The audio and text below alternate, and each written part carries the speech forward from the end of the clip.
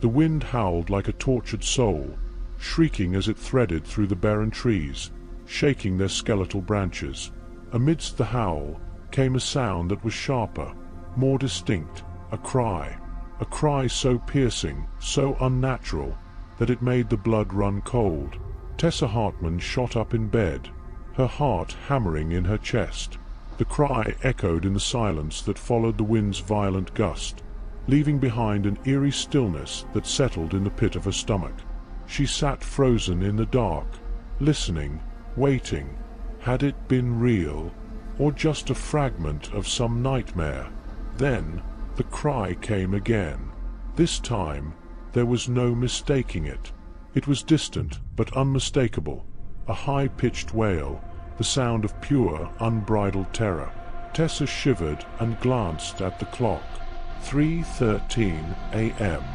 She wiped the sweat from her brow and tiptoed to the window. Beyond the glass, the moon hung low, casting a pale light over the desolate landscape of the woods that surrounded her isolated house. Nothing moved, yet the cry had come from out there, somewhere deep within the forest.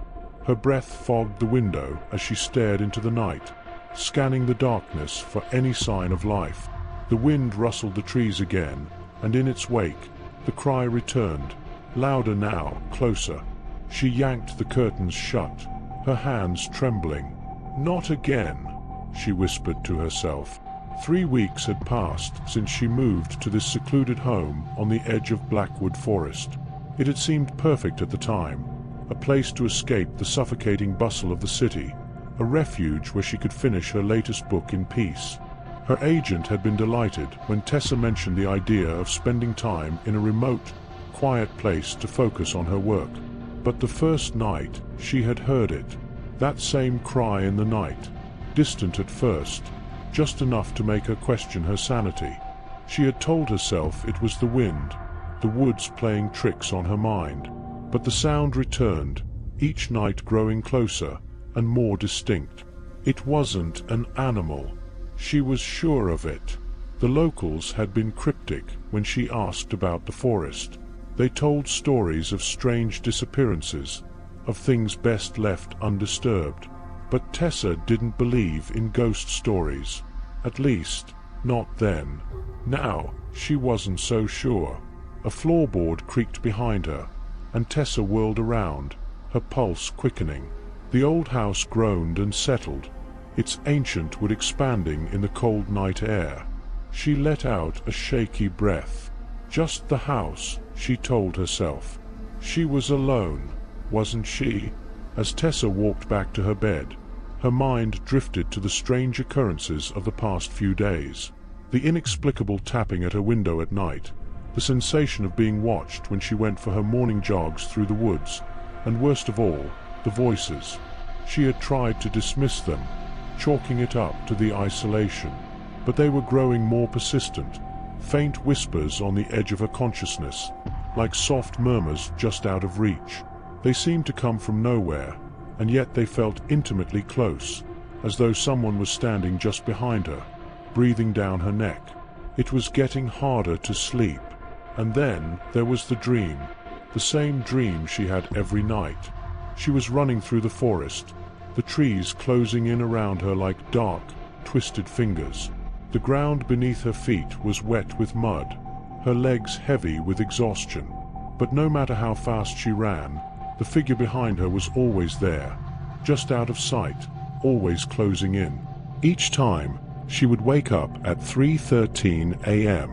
The following day was grey and overcast, the kind of weather that made the world feel oppressive, like a blanket too heavy to shake off.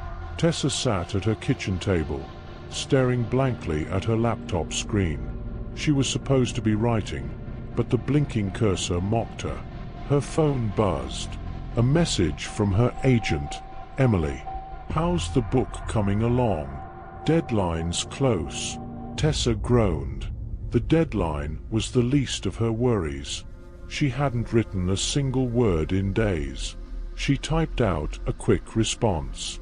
"Slow progress. Just need some inspiration." She tossed the phone aside and stood up, pacing the kitchen. The isolation, which she had once thought would be her greatest ally in her writing process, now felt like a cage. The silence that had been so appealing was now suffocating. She glanced out the kitchen window toward the edge of the forest. The dark, tangled trees seemed to be waiting, hiding something just beyond the threshold. She couldn't shake the feeling that something was watching her from those woods. "Get a grip, Tessa," she muttered to herself. She decided to take a walk, clear her head. Maybe some fresh air would help.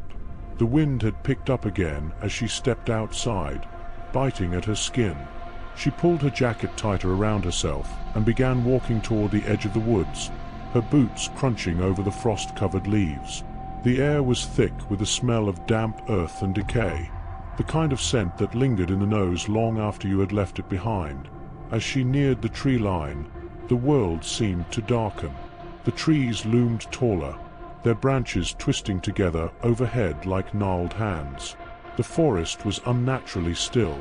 No birdsong, no rustling of leaves, just silence. Tessa stopped, feeling a sudden, irrational fear seize her. There was something wrong about these woods. Something very wrong. But just as she turned to head back, a soft whisper caught her attention. "Tessa!" She froze. Her heart skipped a beat. The voice had come from the woods. "Tessa!" It was faint, almost like the wind, but unmistakably human. Someone was calling her name. Slowly, she turned back toward the forest, her pulse thundering in her ears. The shadows between the trees seemed to shift, moving in ways that defied logic. "Tessa!" Her name floated on the wind again, beckoning her, pulling her toward the darkness. And without thinking, she stepped into the forest. The trees closed in around her, their twisted branches like the crooked fingers of a nightmare. As Tessa walked deeper into the woods, the whispers grew louder, more insistent. The air was thick with an unnatural chill, making it hard to breathe. It didn't take long before she realized she was no longer alone. At first, it was just a feeling, a cold, creeping sensation at the back of her neck, like eyes watching her every step. Then she began to hear it, the soft crunch of leaves behind her, footsteps following her own. Tessa quickened her pace, her heart pounding in her chest. The footsteps quickened in response, the sound barely audible but unmistakable. Tessa's breath came in sharp, ragged gasps as she stumbled forward, weaving between the trees. She dared not look back, but the sensation of being hunted was overwhelming. Something was there, something unseen, lurking just beyond the edge of her vision. She ducked under a low-hanging branch, her heart pounding so loudly it drowned out all other sounds. She needed to get out, needed to find her way back to the house. But every step forward seemed to pull her deeper into the woods. "Tessa!" The voice was closer now, unmistakably clear. It didn't sound threatening. It was soft, almost pleading, but that only made it worse. "Who's there?" she called, her voice trembling, though she regretted it the moment the words left her mouth. She didn't really want an answer. She just wanted the voice to stop, for the woods to release her. Silence. She spun around, half expecting to see someone standing there, just a few feet away. But there was nothing, only the shifting shadows between the trees, darker than before, almost as though they were watching her. "Tessa!" It came again, this time from her left. She turned sharply, her heart in her throat. A flash of movement caught her eye, something slipping behind a tree. She took a step toward it, against every instinct telling her to run. "Who are you?" Her voice was hoarse, barely a whisper. For a moment, there was no reply, just the wind whistling through the branches and the eerie, oppressive silence that seemed to have swallowed the entire forest. Then, a figure stepped out from behind the tree. It was a child, a girl no more than 10, dressed in a thin, white nightgown. Her skin was pale, her hair tangled and matted with dirt. She stood motionless, staring at Tessa with wide, unblinking eyes. Tessa's breath caught in her throat. What are you doing out here?" she managed to ask. The girl didn't answer. She just stood there, her eyes too large, too dark, like two pools of endless night. There was something wrong with her, something unnatural. "Tessa." The voice came again, but this time it wasn't from the girl. It came from behind her. Tessa spun around, her stomach lurching with fear. But there was nothing there. No one. When she turned back to the girl, the child was gone. Tessa's legs felt like they might give out beneath her. The ground seemed to shift under her feet, the trees swaying and closing in as though the entire forest was conspiring against her. And then she heard it. The cry. That same piercing wail that had woken her in the night, echoing through the forest like the scream of something inhuman. It was closer now, so close it felt like it was coming from all around her, reverberating through the trees, filling the air with a sense of dread so thick it was suffocating. Tessa bolted. She ran blindly through the forest, her heart pounding in her ears, branches tearing at her clothes and skin. The cry followed her, louder and more desperate with every step she took, until it felt as though it was right on top of her, chasing her down like a predator. She didn't know where she was going, only that she had to get away. But no matter how far she ran, the forest seemed endless, the trees all looking the same, trapping her in their twisted embrace. Then, as suddenly as it had started, the crying stopped. Tessa skidded to a halt, her chest heaving, her eyes wild as she scanned the shadows. The silence was deafening, pressing in on her from all sides. For a moment, she thought she might have escaped, but then she felt it. The cold. It washed over her like a wave, an icy, unnatural chill that seemed to seep into her bones. She could feel something behind her, a presence so powerful and so malevolent that she didn't dare turn around. But she didn't need to. The whispers began again, so soft they were barely audible, but unmistakable. "You shouldn't have come." Tessa's body went rigid with terror. Slowly, she turned her head, her breath catching in her throat as she caught sight of the figure standing just a few feet away. It was no longer the child. It was something else entirely, tall and gaunt, its skin stretched too tightly over its bones, its face obscured by the shadows. Its eyes, though, those she could see clearly. They were dark and hollow, gleaming with something ancient and unfathomable. The figure took a step toward her, and Tessa felt her legs give out. She fell to the ground, scrambling backward as it loomed over her, its presence suffocating, its gaze piercing through her like a knife. She opened her mouth to scream, but no sound came out.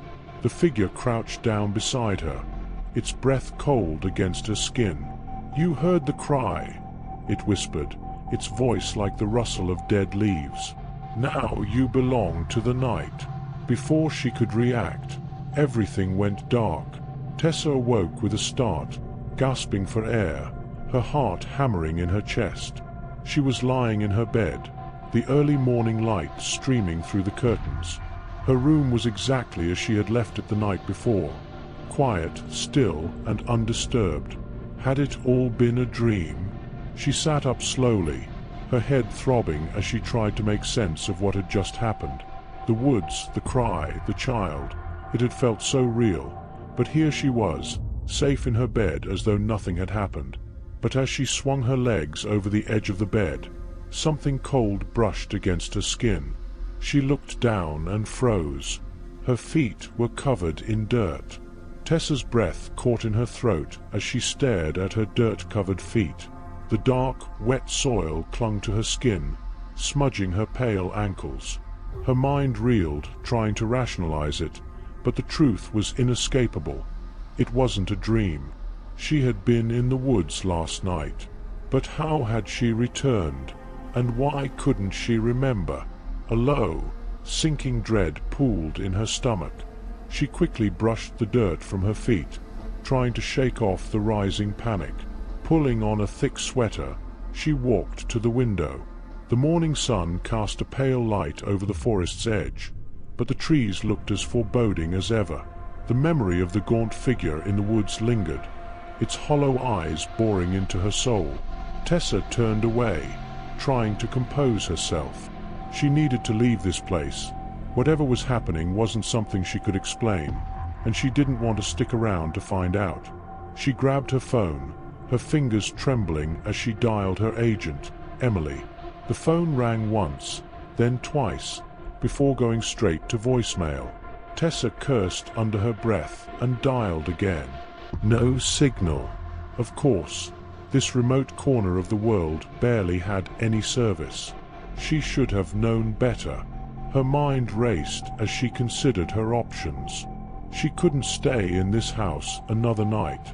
The terror of last night still clung to her like a shadow. She'd pack her things and leave immediately. Even if it meant abandoning her work, it wasn't worth risking her sanity, maybe her life. She threw clothes into her suitcase in a frenzy, her hands shaking as she zipped it shut. She glanced at her laptop, the blinking cursor still mocking her from the unfinished page.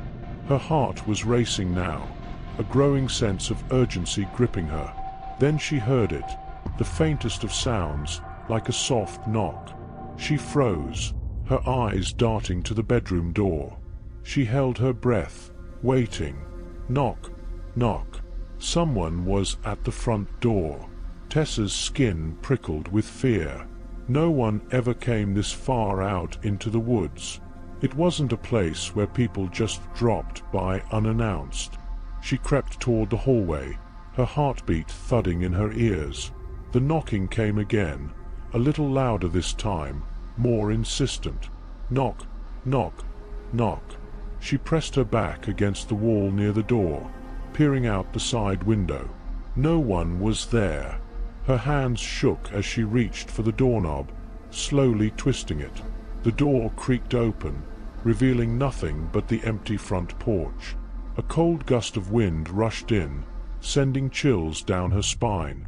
No one, just the wind and the silence of the woods. But then she saw it. On the porch, in front of the door, lay a single item, a small, mud-stained nightgown. Tessa's breath hitched. The nightgown was eerily familiar. It was the same one the girl had been wearing in the woods last night. She backed away, her mind screaming at her to run, but her body felt rooted to the spot. A sound broke the silence, a faint whisper carried on the wind. Tessa! She slammed the door shut and locked it, her heart pounding in her chest. She stepped back, her hands trembling uncontrollably. She didn't know what was happening, but she couldn't stay here another minute. As she turned to grab her keys, the floorboards creaked. Slowly, she turned back toward the hallway. Standing in the doorway to the living room was the girl. The same pale face, the same wide, unblinking eyes. She stood motionless, her nightgown now caked in mud, her tangled hair hanging limp around her face. Tessa's breath caught in her throat. The girl didn't move, didn't blink. She just stood there, staring, her dark eyes hollow and empty. "Please," Tessa whispered, her voice barely audible. "What do you want?" The girl tilted her head ever so slightly, her expression unreadable, and then, without a word, she turned and walked deeper into the house, disappearing into the shadows. Tessa's legs felt like lead, but she couldn't stop herself from following. She moved slowly, cautiously, her eyes straining to see through the gloom of the house. The air grew colder the further she went, her breath coming in shallow gasps. The house seemed darker now, the light from the windows dimming as though the shadows were swallowing it whole. Every step felt heavier, every heartbeat louder in her ears. She followed the girl's trail into the living room, but when she entered, the girl was gone. Instead, in the center of the room, stood the gaunt figure. It was just as she remembered it from the woods, tall, skeletal, its skin pulled tight over its bones, its eyes two black voids staring into her very soul. "You heard the cry," it whispered, its voice rasping like the wind through dead leaves. "You belong to the night." Tessa's knees buckled, her body shaking with terror. She tried to back away, but her legs wouldn't move. The figure loomed closer, its hollow eyes locking onto hers. "This place is not yours to leave," it said, its voice low and chilling. "You are bound to it now, as all the others were." Tessa's mind raced, her heart pounding so hard she thought it might burst. She needed to get out, needed to escape, but the figure's gaze held her in place, paralyzing her with fear. I don't belong here," she managed to choke out. "I never wanted this." The figure tilted its head, its lips curling into something that might have been a smile, though it was too distorted to be human. "Want is not part of this," it whispered. "The night chooses, and it has chosen you." Tessa's vision blurred as tears welled in her eyes. The room seemed to close in around her, the shadows pressing down like a weight on her chest. The figure reached out a skeletal hand, its fingers cold as death, and Tessa felt a surge of terror like nothing she had ever known. But before it could touch her, a loud crash echoed from outside. The figure recoiled, its form flickering for a moment, like a candle in the wind. Tessa seized the opportunity, forcing her legs to move. She bolted for the door, not daring to look back. She flung it open and raced outside, the cold air hitting her like a shock. She didn't stop running until she reached her car. Her hands shook so violently she could barely get the key into the ignition. When the engine finally roared to life, she tore down the driveway, the house shrinking in the rearview mirror. But the cry followed her. That same eerie wail echoed in the distance, growing fainter as she sped away, until it was nothing more than a whisper on the wind. Tessa didn't stop driving until she reached the nearest town. Her hands were still trembling as she parked in front of a small diner, the soft glow of its neon sign a welcome sight after the horrors of the night. She stumbled inside, her mind racing, her thoughts a tangled mess of confusion and fear.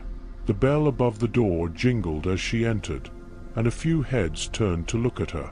She must have looked a sight, disheveled, pale, her clothes covered in mud. But she didn't care.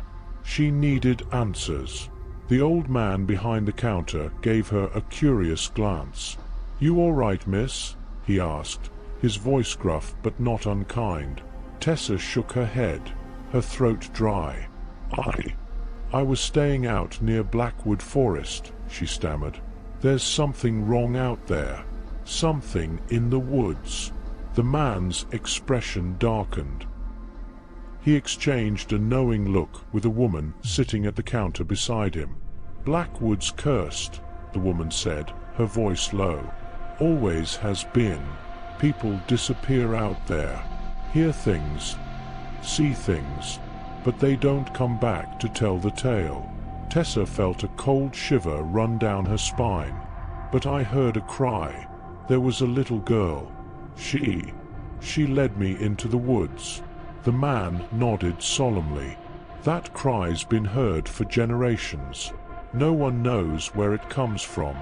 Some say it's the spirit of a child who died out there long ago, lost in the forest. Others think it's something far older. But what is it?" Tessa asked, her voice barely above a whisper. The man looked at her with a grim expression. "It's the forest. It calls people, draws them in, and once it has you, it doesn't let go." Tessa's heart sank. "Then why did it let me go?" The woman leaned closer, her eyes dark with fear. "It didn't let you go, dear. You may have left, but it'll follow you. That cry, it never stops." Tessa's blood ran cold, and as she stepped out of the diner and into the cool evening air, she heard it again. A cry in the night, distant but clear, carried on the wind. The next few days were a blur of exhaustion and fear. Tessa tried to return to her normal life, but the cry never left her. It followed her wherever she went, a constant, distant wail that echoed through the night. She couldn't sleep, couldn't think.